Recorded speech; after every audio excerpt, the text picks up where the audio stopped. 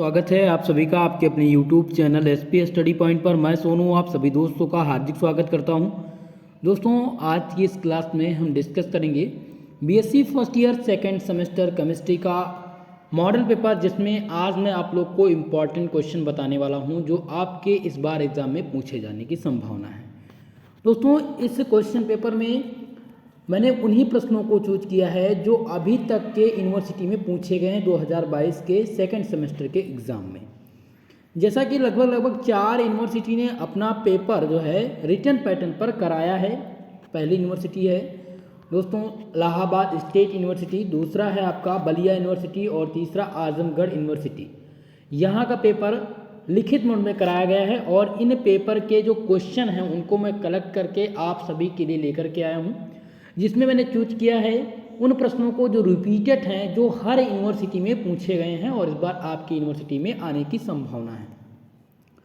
दूसरी बात दोस्तों, आज आप लोग का जूलॉजी का पेपर था अवध यूनिवर्सिटी का, तो इसमें आप सभी ने, कुछ बच्चों ने कमेंट किया कि सर लगभग 60% क्वेश्चन आपके मॉडल पेपर या जो भी आपने इम्पोर्टेंट बताया था उससे आया था, लेकिन कुछ बच्चों ने बताया कि सर आपके मॉडल पेपर से 10% भी क्वेश्चन नहीं पूछा गया है। दोस्तों मैं आप लोग को बता दूं कि ये क्वेश्चन पेपर मैं आप सभी के लिए इसलिए गेस करता हूं, जैसा कि आपने फर्स्ट सेमेस्टर में देखा था कि लगभग 85% क्वेश्चन मेरे मॉडल पेपर से आए थे आपके एग्ज़ाम में। यही मेरा प्रयास था कि सेकंड सेमेस्टर में भी आपको हेल्प मिले। लेकिन दोस्तों जैसा कि आप जूलॉजी का क्वेश्चन पेपर देखिए और जो आपके पास कोई बुक है, कोई भी बुक है या नोट्स है, उसको आप देखिए, उसमें जो क्वेश्चन पूछे गए हैं उसको आप देखेंगे लगभग क्वेश्चन वहीं से पूछे गए हैं, टॉपिक से ही आए हैं। बस क्या हुआ है कि क्वेश्चन का पैटर्न थोड़ा सा अलग कर दिया गया है, उसको घुमाकर पूछा गया है। अगर आप क्वेश्चन पेपर उठा के देखेंगे तो उसमें से लगभग वेरी शॉर्ट आंसर टाइप की मैं बात करूं तो लगभग 5 से 6 प्रश्न पूछे गए हैं जो मैंने बताया था उसी में से आया है। ऐसा नहीं है कि अलग से पेपर आया है। शॉर्ट क्वेश्चन की बात करूँ तो लगभग 4 क्वेश्चन आया है और लॉन्ग क्वेश्चन में भी 2 प्रश्न पूछे ही गए हैं। ठीक है, तो ऐसा आप लोग नहीं कह सकते कि हाँ मॉडल पेपर से नहीं आए थे। अब 100% तो मैं दे नहीं सकता आप लोग को, क्योंकि यूनिवर्सिटी पैटर्न एनईपी के तहत, दोस्तों जैसा समझिए मेरी बात को, आप लोग कमेंट करते हैं अच्छी बात है, लेकिन पहले बात समझिए। देखिए एनईपी जो लागू हुई है 2020 में, इसके तहत सभी यूनिवर्सिटी का पाठ्यक्रम तो सेम कर दिया गया है। अब जब पाठ्यक्रम आपका सेम है तो क्वेश्चन पेपर भी सेम ही बनेंगे। थोड़ा सा डिफरेंस होगा, जैसे कि मैं बात कर लूँ, आपका पहला चैप्टर है केमिस्ट्री ऑफ कार्बोहाइड्रेट्स, केमिस्ट्री में है ना। अब इससे क्वेश्चन पूछा जा सकता है कि कार्बोहाइड्रेट क्या होता है, कार्बोहाइड्रेट का क्लासिफिकेशन क्या है। अब क्लासिफिकेशन में आप जाएंगे, जब क्लासिफिकेशन की बात होगी तो आप पढ़ेंगे कि ऑलिगोसैकेराइड क्या होते हैं, मोनोसैकेराइड क्या होते हैं, पॉलीसैकेराइड क्या होते हैं, डाइसैकेराइड क्या होते हैं, या फिर आप ग्लूकोज के बारे में पढ़ेंगे, ग्लूकोज का साइक्लिक स्ट्रक्चर पढ़ेंगे, या आप D+ ग्लूकोज का स्ट्रक्चर पढ़ेंगे, है ना। यही तो आप पढ़ेंगे। माल्टोज के बारे में पढ़ेंगे, सुक्रोज पढ़ेंगे, यही तो। अब क्या होता है कि कुछ यूनिवर्सिटी में हो सकता है ये पूछ लिया जाए कि what is carbohydrate, give their classification. ये थोड़ा सा मैं इसलिए गेस करता हूँ, जैसे ये प्रश्न है तो अब मैंने देखा कि लगभग 2 यूनिवर्सिटी ने इस क्वेश्चन को पूछा है, तो ये आपके लिए मैंने तैयार कर दिया कि हो सकता है इस बार आप में भी पूछा जाए, है ना। यही होता है गेस पेपर और यही होता है अनसॉल्व पेपर बनाना। मेरी बात समझ रहे होंगे आप लोग, ठीक है। तो कहने का मतलब ये है कि मैं अपनी तरफ से प्रयास करता हूँ कि आपके यूनिवर्सिटी में जो मैं बताऊँ क्वेश्चन वो आ जाए। अब आज मैं जो प्रश्न आप सबके लिए लेकर के आया हूँ वो मोस्ट इम्पॉर्टेंट है, वेरी मोस्ट इम्पॉर्टेंट है। इम्पॉर्टेंट टॉपिक मैंने भी सेलेक्ट कर दिया है कि कौन से टॉपिक से आपको कितना पढ़ना था। इसके पहले अगर आप देखेंगे केमिस्ट्री के आप प्लेलिस्ट में जाएंगे, प्लेलिस्ट में दोस्तों आप देखेंगे कि बहुत सारी क्लास में हो चुकी है जिसमें मैंने मॉडल पेपर दिया है, सॉल्यूशन भी आप लोग को दिया है और लगभग 3 से 4 मॉडल पेपर होंगे। अगर आप उन प्रश्नों को अभी तक तैयार किए होंगे तो इससे बाहर नहीं आएगा क्वेश्चन, ये मेरी गारंटी है। अगर आप सारी क्लास मेरी पढ़े हैं जो भी मैंने बताया है तो ये मेरी गारंटी, एक भी प्रश्न आपका बाहर से नहीं पूछा जाएगा, यहीं से आएगा, ठीक है। चलिए दोस्तों आज हम इन प्रश्नों को समझते हैं और कल के पेपर में मैं मानता हूँ आप लोग को, आप सभी लोग हम पर डिपेंड थे। हमें भी दुख है कि कुछ बच्चे पेपर बहुत अच्छा नहीं हुआ है उनका, इसका मुझे भी कष्ट है, लेकिन हम क्या कर सकते हैं। हम एग्जामिनर तो है नहीं कि मैं आपका पेपर खुद कंडक्ट करूँगा। मैं यूनिवर्सिटी के पैटर्न, पेपर पैटर्न कोई पूछे गए क्वेश्चन के आधार पर ही ये बनाता हूँ। ठीक है, चलिए दोस्तों क्लास को स्टार्ट करते हैं और समझते हैं आज के इन महत्वपूर्ण प्रश्नों को। सभी लोग वीडियो को शेयर कर दीजिएगा और जो भी हमारे साथ पहली बार जुड़ रहे हैं चैनल को सब्सक्राइब कर लेंगे। कल आप लोग का पेपर है, मैं मॉडल पेपर सॉल्व पेपर पहले भी भेज चुका हूँ, लेकिन इनमें से जो कुछ क्वेश्चन इंपॉर्टेंट हैं उनके सॉल्यूशन अभी तक आपको नहीं मिले हैं, तो वह क्वेश्चन मैं आज भेजने का प्रयास कर दूंगा अभी क्लास के जस्ट बाद। दोस्तों सेकंड सेमेस्टर में आपकी जो केमिस्ट्री है उसका नाम है bio organic and medicinal chemistry, जो नई शिक्षा नीति के तहत पर स्टार्ट किया गया है। सेकंड सेमेस्टर क्लास का टाइम आप सभी को पता है। दोस्तों सेक्शन ए के प्रश्नों को हम सबसे पहले डिस्कस करेंगे, very short answer type question, कि वेरी शॉर्ट आंसर टाइप के वो कौन से प्रश्न हैं जो इस बार आने की संभावना आपके एग्जाम में है।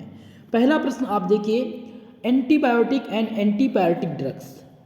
ये क्वेश्चन दोस्तों लगभग सभी यूनिवर्सिटी में अभी तक पूछा जा चुका है कि एंटीबायोटिक ड्रग्स क्या होता है, या तो ये पूछा गया कि व्हाट इज एंटीबायोटिक ड्रग्स, या पूछ लिया गया व्हाट इज एंटीबायोटिक ड्रग्स। ठीक है, और इसमें एक क्वेश्चन और पूछ लिया जाता है, व्हाट इज एनालिसिक एजेंट क्या होता है। अब बात करें एंटीबायोटिक ड्रग्स की, एंटीबायोटिक ड्रग्स आखिर में होता क्या है, तो ये क्या होता है कि most common antibiotics in VS are the usually aspirin which is non steroidal and inflammatory drugs are use the primary analgesic pain. दोस्तों ये दवा जो होती है एंटीबायोटिक ड्रग्स, ये ज़्यादातर आमतौर पर अगर बात करें तो ये ज्वार नाशक दवाएं हैं। अब इसमें क्या होता है कि इब्रोप्रोफेन तथा एलेजरीन है, ये दोनों इनका समाहित रूप है, जो गैर स्टेरॉइड विरोधी भड़काऊ दवाएं होती हैं, जो मुख्य रूप से क्या करती हैं, दर्द निवारक के रूप में उपयोग की जाती हैं। ये एंटीबायोटिक ड्रग्स हैं। अगर यहीं पर बात किया जाए दोस्तों कि आखिर में ये बताइए कि एंटीबायोटिक ड्रग्स क्या होता है, चलिए जल्दी से आप सभी लोग बताइए, जिनको पता है वो सभी लोग कमेंट करके बताते रहेंगे कि एंटीबायोटिक ड्रग्स क्या होता है। एंटीबायोटिक ड्रग्स इस बार पूछे जाने की संभावना है, इसलिए आप सभी लोग से मेरा निवेदन है इन प्रश्नों को तैयार कर लीजिएगा, जिनको अभी तक नहीं मिला सलूशन वो भी। एक क्वेश्चन मैंने आप लोग को पहले भी बता दिया था ड्रग डिस्कवरी से, कि व्हाट इज ड्रग डिस्कवरी अगर पूछ लिया जाए तो आप बताएंगे कि drug discovery is the process through which it potential new medicine are identified. यानी कि दवा की खोज की वह प्रक्रिया है जिसके माध्यम से नई संभावित दवाओं की पहचान की जाती है। इसी को क्या कहा जाता है, ड्रग डिस्कवरी के नाम से जानते हैं। ठीक है, तो ड्रग डिस्कवरी आप लोग ध्यान रखिएगा, एंटीबायोटिक एंड एंटीबायोटिक ड्रग्स भी आप लोग ध्यान रखिएगा। आखिर में ये क्वेश्चन अगर पूछ लिया जाए, यही क्वेश्चन वो अगर आपके एग्जाम में आ जाए, तो आप आंसर किस प्रकार से लिखेंगे। सबसे पहले आप एंटीबायोटिक के बारे में बता देंगे और कम से कम एक एग्जाम्पल का नाम जरूर आप लिखें। ठीक है, इतना आप एग्जाम में लिखें। नेक्स्ट प्रश्न है जो अभी तक के सभी यूनिवर्सिटी में पूछा गया है, वो कौन सा प्रश्न है दोस्तों, जल्दी से आप सभी लोग बता दीजिए। वो प्रश्न है दोस्तों, right the formula of aspirin and paracetamol.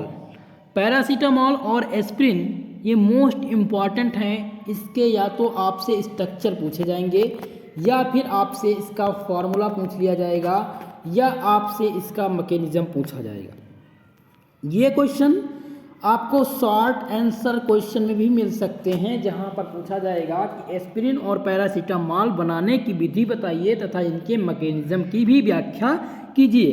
ठीक है, तो ये दोनों क्वेश्चन पूछे जा चुके हैं अभी तक हर यूनिवर्सिटी में, तो ये आपके लिए मोस्ट इंपॉर्टेंट है। नेक्स्ट क्वेश्चन है आपका आइसो इलेक्ट्रिक पॉइंट, जो अभी तक सभी यूनिवर्सिटी में पूछा गया। इसे हिंदी में कहते हैं समविभव बिंदु।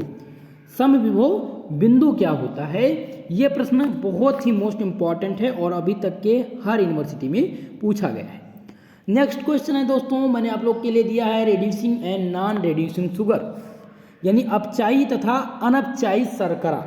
अब रेड्यूसिंग शुगर क्या होती हैं, तो आल मोनोसैकेराइड्स, माफ करिएगा, all disaccharides are white crystalline solid insoluble and soluble in water. They have a sweet taste similar to monosaccharide, so they are called sugar, are kept two categories. पहला हो जाता है आपका रेड्यूसिंग शुगर. अब reducing sugar के अंतर्गत कौन कौन से आते हैं? तो आपका हो जाएगा माल्टोस एंड लैक्टोस, क्या हो जाएंगे ये, आप एग्जाम्पल लिखिएगा, माल्टोस एंड लैक्टोस ये क्या है, रिड्यूसिंग शुगर हैं विथ फेलिंग रिड्यूसन सोल्यूशन। ये क्या देते हैं, माल्टोस और आपका जो लैक्टोस है ये फेलिंग सोल्यूशन देते हैं और ये रिड्यूसिंग शुगर हैं। अगर यही बात किया जाए नॉन रिड्यूसिंग शुगर की, तो नॉन रिड्यूसिंग शुगर क्या है, जल्दी से सभी लोग बताइए भैया। तो sucrose is an ineligible sugar which does not reduce Tollens अभिकर्मक यानी Tollens reagent and Fehling solution. दोस्तों सुक्रोज हो जाएगा आपका, ग्लूकोज हो जाएगा, इन सब में क्या हो जाता है, ये सब हो जाते हैं आपके रेड्यूसिंग शुगर के अंतर्गत। लेकिन क्या होता है, कभी कभी पूछा जाता है कि आप ये बताइए कि नॉन रिड्यूसिंग शुगर क्या है और रिड्यूसिंग शुगर क्या है। इसके सापेक्ष में पूछा जाता है सुक्रोज।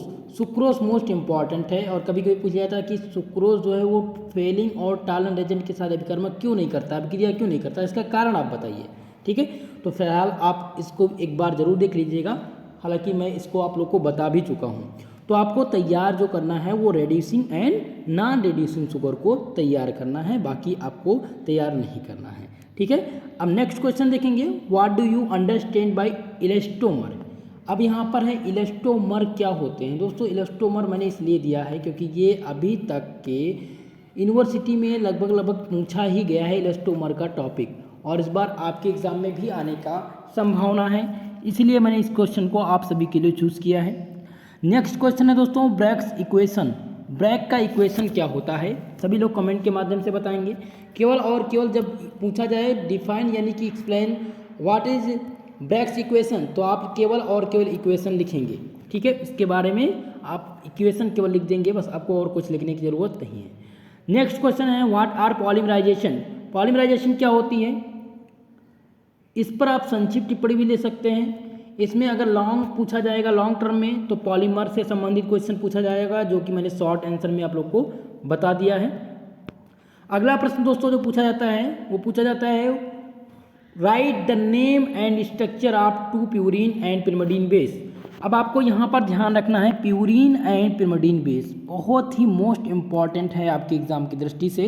दोस्तों एकदम मैं ये कह सकता हूँ कि ये क्वेश्चन एकदम पूछा ही जाना चाहिए आपके यूनिवर्सिटी में। प्यूरिन एंड पिरिमिडीन बेस आपके एग्जाम के लिए बहुत ही मोस्ट इंपॉर्टेंट है। क्वेश्चन नंबर 9 मैंने चूज किया है व्हाट आर सिलिकॉन्स। सिलिकॉन्स क्या होते हैं। दोस्तों ये मोस्ट इंपॉर्टेंट है और ये बेसिक क्वेश्चन है, इसलिए पूछे जाने की संभावना है आपके एग्जाम में। इन प्रश्नों को आप जरूर तैयार करें। नेक्स्ट क्वेश्चन है दोस्तों सिंथेसिस ऑफ एलिजरीन। एलिजरीन का सिंथेसिस आप लोग को यहाँ पर बताना है, ये भी मोस्ट इंपॉर्टेंट है, इसको भी आप लोग ध्यान दीजिएगा। सिंथेसिस ऑफ एलिजरीन, एलिजरीन से प्रश्न बन जाता है आपके एग्जाम में। हालांकि जो शॉर्ट नोट है वो मैं देने का प्रयास करूंगा, फिलहाल यहाँ पर मैं बता दूं। क्वेश्चन नंबर 11 आप देखेंगे define the term of इपीमर and anomer.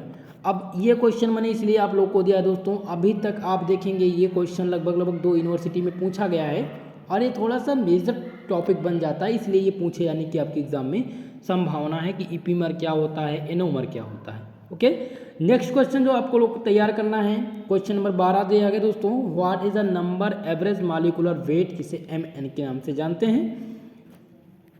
Average molecular weight क्या होते हैं, इनको आप परिभाषित कीजिए। दोस्तों 12 क्वेश्चन मैंने शॉर्ट आंसर के आप लोग को बताए हैं। इसके पहले भी लगभग 3 मॉडल पेपर मैंने आप लोग को दिया है, उसमें भी आप 30 क्वेश्चन शॉर्ट आंसर के देखे होंगे, जहां से आप लगभग 5 से इनमें से लगभग 7 से 8 प्रश्न आपके तैयार होंगे। 7 से 8 प्रश्न आप लोगों ने तैयार कर लिया होगा और जो नहीं तैयार है उनको आप तैयार कर लीजिएगा। ओके, आगे अभी लास्ट में मैं टॉपिक्स भी बताने वाला हूँ, जो टॉपिक्स छूट रही हैं जिनसे हो सकता है आपके एग्जाम में प्रश्न बन जाए, उन टॉपिक का भी डिस्कशन मैं करूँगा।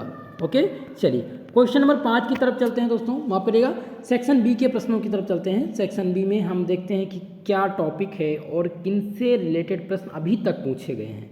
अभी तक की यूनिवर्सिटी में कौन से प्रश्न पूछे जा चुके हैं और कौन से प्रश्न हैं जो आपके एग्जाम में आने की संभावना है। तो दोस्तों पहला प्रश्न आप देखिएगा शॉर्ट आंसर का, वो है what are carbohydrate, how are they classified. दोस्तों कार्बोहाइड्रेट क्या होता है और इसका क्लासिफिकेशन किस प्रकार से किया गया है, इसको आपको बताना है।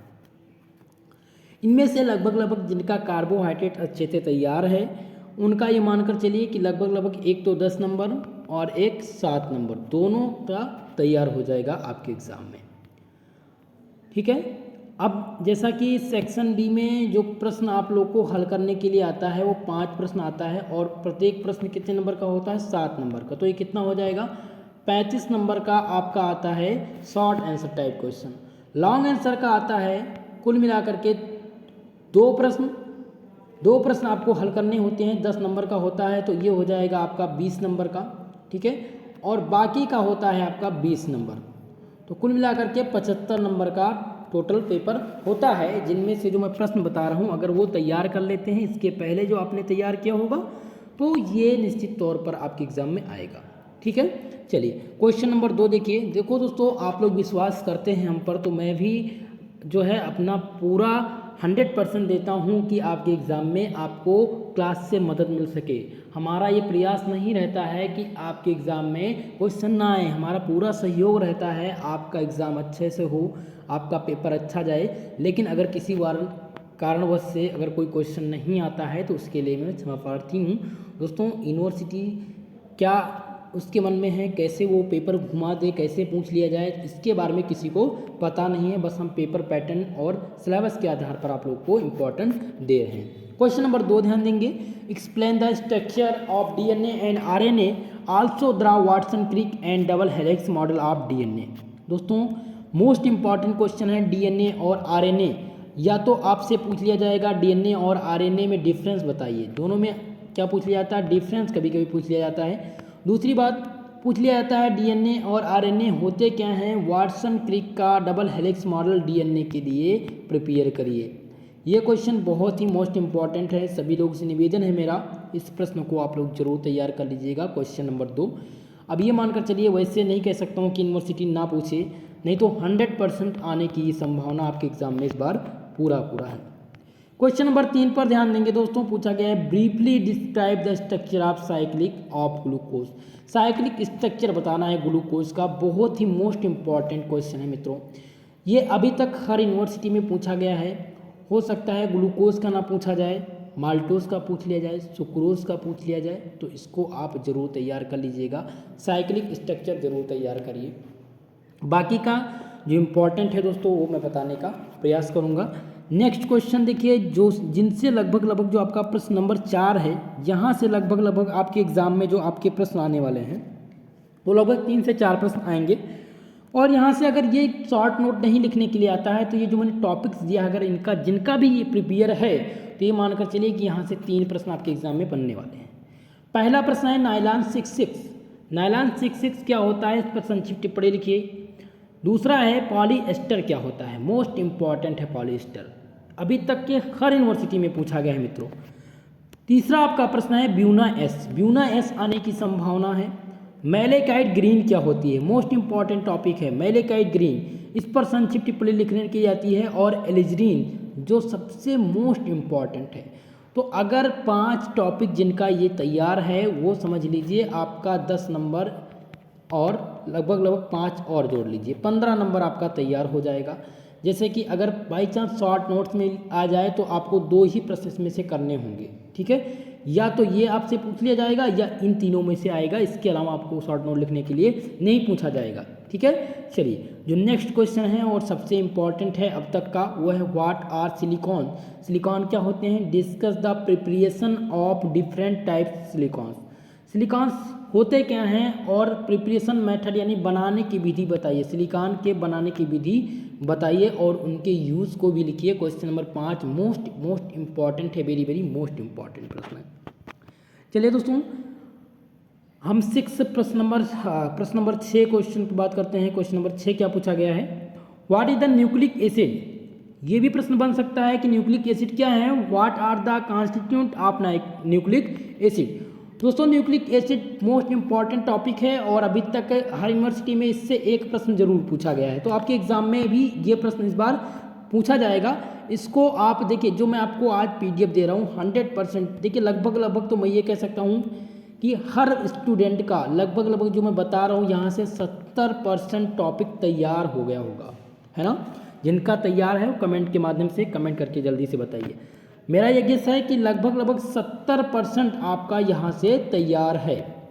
बाकी जो 30% नहीं है उनको भी आप कंप्लीट कर लीजिए। नेक्स्ट क्वेश्चन देखेंगे दोस्तों, पूछा जाएगा जो आपके एग्जाम में, what are amino acid, give their classification. Amino अम्ल क्या हैं, इनका वर्गीकरण कीजिए। एमिनो अम्ल अभी तक का मोस्ट इंपॉर्टेंट टॉपिक है। एमिनो अम्ल से क्वेश्चन आपके एग्जाम में आएगा क्योंकि ये जूलॉजी का टॉपिक था और जूलॉजी में एमिनो अम्ल से प्रश्न इस बार नहीं पूछे गए हैं, तो इस बार केमिस्ट्री में आने की पूरी संभावना है। तो एमिनो अम्ल आप लोग जरूर तैयार कर लीजिएगा, इनका क्लासिफिकेशन आप लोग जरूर देख लीजिएगा। क्वेश्चन नंबर 8 है दोस्तों, what is the crystallography, explain the law of crystallography in detail. Crystallography क्या होती है, ये क्वेश्चन इसलिए मैंने दिया, अभी तक मैंने मॉडल पेपर में नहीं दिया था, इसलिए मैंने दे दिया क्योंकि यूनिवर्सिटी थोड़ा सा अलग करके पूछ रही है। हो सकता है ये क्वेश्चन आपसे पूछ लिया जाए। ये आपके यूनिट 5 का टॉपिक्स है, इसका सोल्यूशन मैं आपको PDF के माध्यम से टेलीग्राम चैनल पर प्रोवाइड करा दूंगा, इसको आप लोग जरूर तैयार कर लीजिएगा। क्रिस्टलोग्राफी। नेक्स्ट क्वेश्चन तैयार करना है, write the nature of bonding in phosgene. Nature and bonding phosgene की पूछी जाती है या आपसे प्रिपरेशन मेथड पूछ लिया जाता है, बनाने की विधि पूछ ली जाती है, या दो उपयोग पूछ लिए जाते हैं। तो फास्जीन मोस्ट इंपॉर्टेंट है, ये 100% आपके एग्जाम में आने की संभावना है दोस्तों, इसको आप जरूर प्रश्न तैयार करिएगा। क्वेश्चन नंबर 10 है दोस्तों, give the preparation method of paracetamol and aspirin, give mechanism. मैंने आप लोग को बताया था कि पैरासीटामोल का या और एस्पिरिन का प्रिपरेशन मेथड यानी बनाने की विधि पूछी जाएगी और इनका मैकेनिज्म पूछा जाएगा। तो ये प्रश्न आपके एग्जाम में आने की पूरी संभावना है, इन प्रश्नों को आप लोग जरूर तैयार कर लीजिएगा। नेक्स्ट क्वेश्चन है, essential and non essential amino acid. ये जूलॉजी में पूछा नहीं गया इस बार और जूलॉजी का ही टॉपिक है, हालांकि आपके केमिस्ट्री में भी दिया गया है। तो इसेंशियल एंड नॉन इसेंशियल यानी आवश्यक और अनावश्यक एमिनो एसिड को भी आप एक बार जरूर देख लीजिएगा। नेक्स्ट क्वेश्चन है दोस्तों, क्वेश्चन नंबर 12 है, explain the concept of retrosynthesis approach. Most important है, ये 100% आपके एग्जाम में आने की संभावना है। रेट्रोसिंथेसिस अप्रोच क्या होता है और किस प्रकार से इसके कॉन्सेप्ट को आप समझाएंगे, इसको आपको यहाँ पर परिभाषित करना होगा। तो क्वेश्चन नंबर 12 आप लोग ध्यान से तैयार कर लीजिएगा, इस प्रश्न को आपके एग्जाम के लिए मोस्ट इंपॉर्टेंट है। अभी तक ये 2 यूनिवर्सिटी में पूछा जा चुका है, इसीलिए मैंने इस प्रश्न को यहाँ पर आप लोग के लिए तैयार किया है।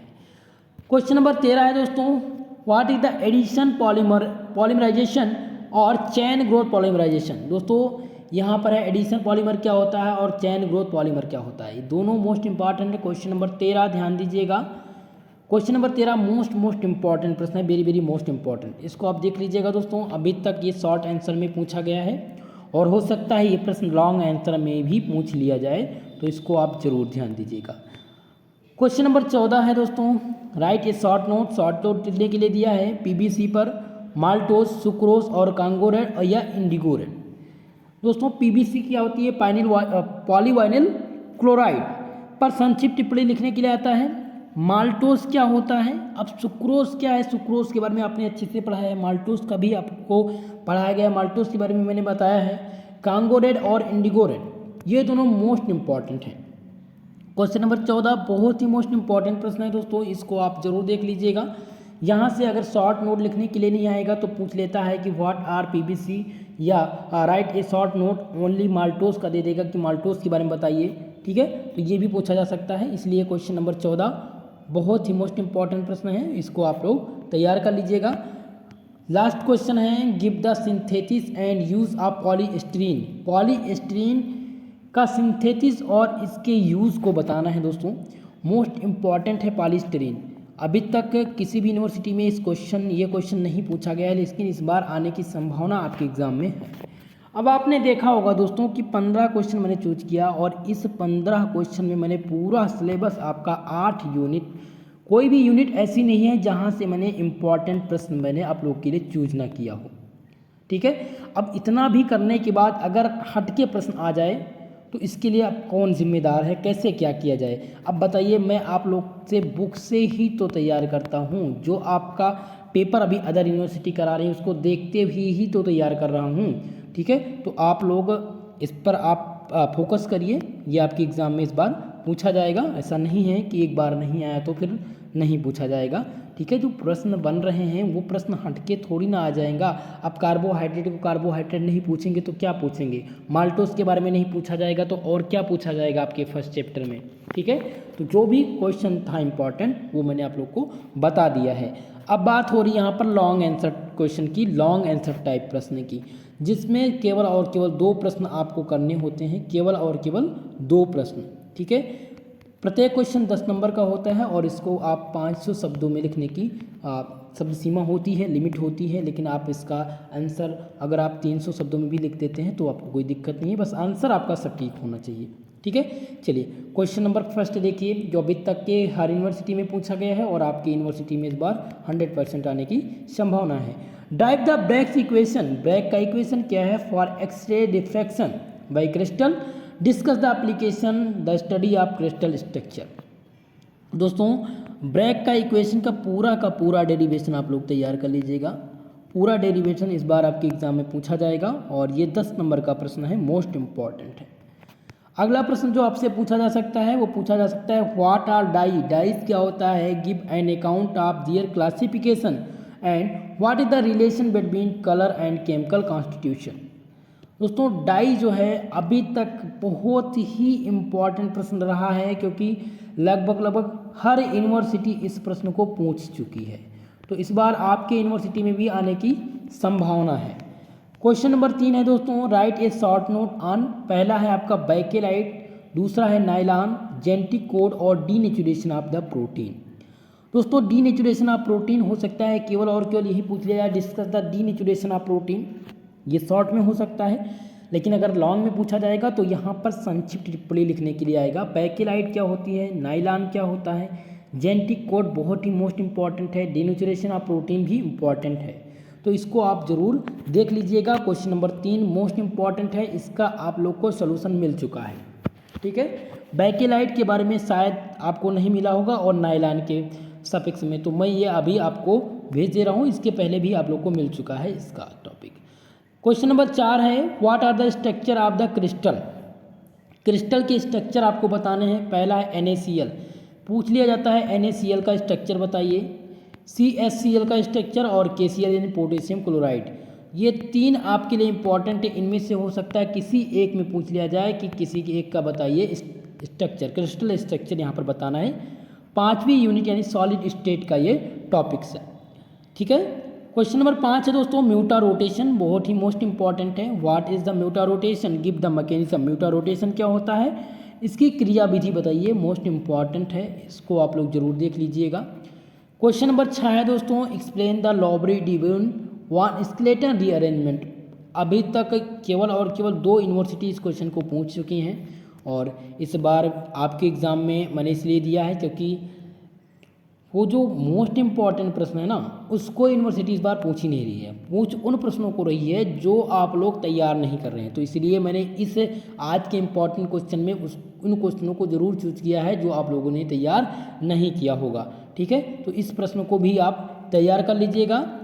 अब मैं आपको बता रहा हूँ इम्पॉर्टेंट टॉपिक्स, अभी तो रही है मॉडल पेपर से जो सेलेक्टेड क्वेश्चन थे, जो रिपीटेड क्वेश्चन थे। अब जो मैं आपको बताने जा रहा हूँ, ये जो छूटा हुआ टॉपिक है, जो अभी तक मैंने आप लोग को बताया ही नहीं था, इन टॉपिक को मैं डिस्कस करता हूँ। जैसा mechanism of enzyme action, enzyme का मैकेनिज्म पूछ लिया जाता है, तो एंजाइम जूलॉजी में नहीं पूछा गया है एंजाइम के बारे में, तो एंजाइम के बारे में इस बार पूछे जाने की संभावना है, तो मैकेनिज्म आप जरूर तैयार कर लीजिएगा। नेक्स्ट आप एक बार जरूर देख लें phenol formaldehyde resin, phenol formaldehyde resin एक बार आप जरूर रिवीजन कर लीजिएगा। नेक्स्ट आपका है सिंथेटिक रबर, जो ये क्वेश्चन पूछा जा चुका है, तो ये वेरी वेरी मोस्ट इंपॉर्टेंट है, इसको आप लोग ध्यान से तैयार करिएगा। नेक्स्ट है question describe the zwitter and structure and iso electric point, तो आइसो इलेक्ट्रिक पॉइंट आपने तैयार किया है और ज्यूटर आयन को भी मैंने डिस्कस कर दिया था, लेकिन क्वेश्चन पूछा जा सकता है इससे रिलेटेड, तो इसको भी आप एक बार रिवीजन करके ही आपके एग्ज़ाम में जाइए। अब जो सबसे मोस्ट इम्पॉर्टेंट टॉपिक छूटा हुआ था वो है describe the structure activity relationship of drug molecule, जिसे SAR के नाम से जानते हैं, यानी structure activity relationship. Most important है दोस्तों, इस बार हो सकता है आपके एग्जाम में ये क्वेश्चन पूछ लिया जाए, तो इसको आप लोग तैयार कर लीजिएगा। अगला प्रश्न जो आपको तैयार करना है वो इलास्टोमर तैयार करना है, जो मैंने आप लोग को पहले ही बता दिया है। न्यूक्लियोटाइड एंड न्यूक्लियोसाइड, न्यूक्लियोटाइड क्या होता है और न्यूक्लियोसाइड क्या होता है, इसको एक बार जरूर देख लीजिएगा। इसको आप लोग कई बार तैयार कर चुके हैं, एक बार रिवीजन के मोड में आप लोग इनको जरूर देख लीजिएगा। नेक्स्ट है एंटी इन्फ्लामेटरी एजेंट।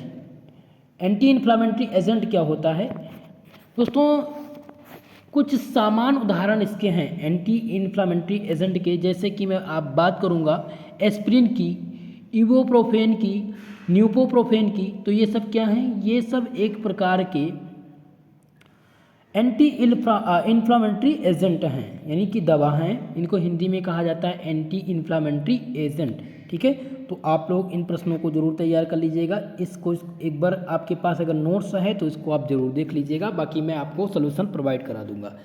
नेक्स्ट है एंजाइम का पूरा टॉपिक्स आप कवर कर लीजिएगा। एंजाइम होती क्या है, यहाँ से किस प्रकार से इनका मैकेनिज्म किया गया है। ठीक है, और एंजाइम से रिलेटेड लॉग एंड की थ्योरी पूछी जाती थी, तो उसको मैंने आप लोग को बताया था, तो एक बार आप लोग उनका भी रिवीजन जरूर कर लीजिएगा। नेक्स्ट क्वेश्चन है दोस्तों रफ डिग्रेडेशन। रफ डिग्रेडेशन बहुत ही मोस्ट इम्पॉर्टेंट है आपके, ये अगर आप अवध यूनिवर्सिटी से हैं, अगर आप लोकप्रिया लिए होंगे तो इसमें आपने देखा होगा उस सीरीज़ में ये क्वेश्चन दिया गया है, तो इसको आप लोग एक बार ज़रूर तैयार कर लें। जो अभी तक जिन्होंने स्टिकर्स एंड गैब्रियल सिंथेसिस आप अमीनो एसिड नहीं तैयार किया था, तो गैब्रियल और स्टिकर्स का जो सिंथेसिस है उसको आप ज़रूर तैयार कर लीजिएगा। मोस्ट इम्पॉर्टेंट है, very very most important question है आपके एग्जाम के लिए।